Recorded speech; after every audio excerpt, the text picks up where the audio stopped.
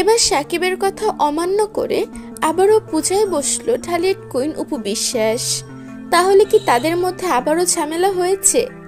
পূজার সাজে সেজে নতুন বার্তা দিতে দেখা গেল ঢালিউড কুইন অপু বিশ্বাসকে।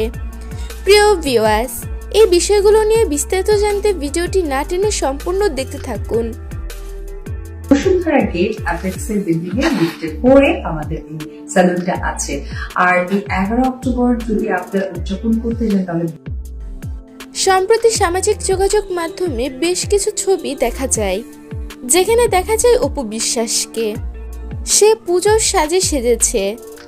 অষ্টমী নবমীতে পূজায় অপু বিশ্বাসকে না দেখায় ভক্তরা ভেবেছিল আর হয়তো পূজায় বসবে না অপু বিশ্বাস। আবার কিছুদিন আগে সাকিবের সাথে বেশ ঘনিষ্ঠভাবেই দেখা গিয়েছিল অপু বিশ্বাসকে। আর সাকিব তো মুসলিম ধর্মের ছেলে, তাই ভক্তরা ভেবেছিল সাকিবের কথা রাখতেই হয়তো সে আর পূজায় বসেনি আর বসবেও না। কিন্তু সবার ধারণা ভুল প্রমাণিত করে অপু বিশ্বাসকে পূজায় বসতে দেখা গিয়েছে এবং পূজার সাজে সাজতে দেখা গিয়েছে। অপু বিশ্বাস নিজের আইডিতে পুজোর সাথে সেজে কিছু ছবি আপলোড করেছে এবং তার ক্যাপশনে লিখেছেন,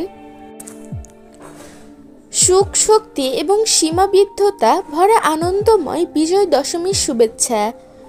শুভ সর্বদা অশুভের উপর জয়লাভ করুক। দেবী দুর্গার আশীর্বাদ এই বিজয় দশমীতে আপনার জীবনে শান্তি, সাফল্য এবং সুখ বয়ে আনুক। শুভ বিজয়া।